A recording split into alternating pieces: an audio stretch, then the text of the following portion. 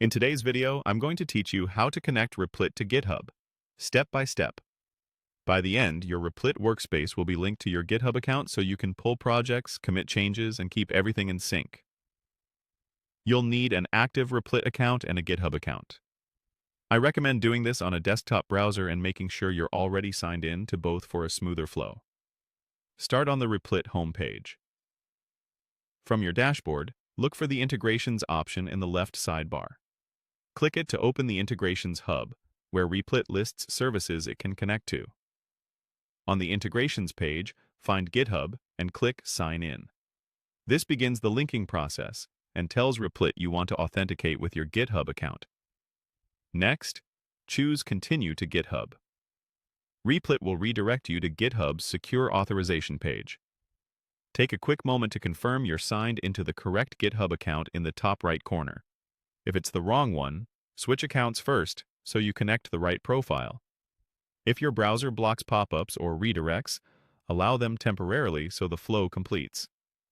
On the authorization screen, click Authorize Replit Integrations. This grants Replit permission to interact with your repositories as needed for features like cloning, committing, and creating pull requests. You're not handing over your password, just granting access through GitHub's standard OAuth process. You can revoke this access anytime in your GitHub settings. GitHub may add a quick safety check.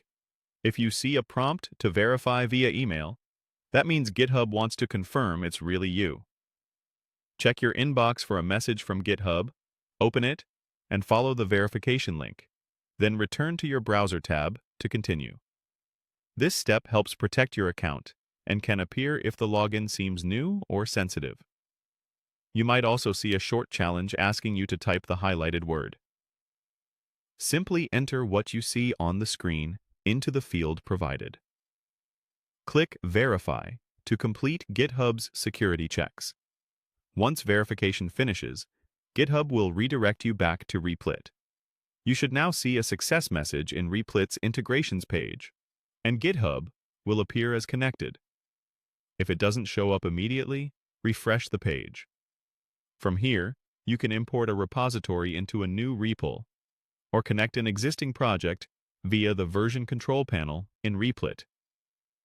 If you work with GitHub organizations, you may need to grant access for specific organizations in your GitHub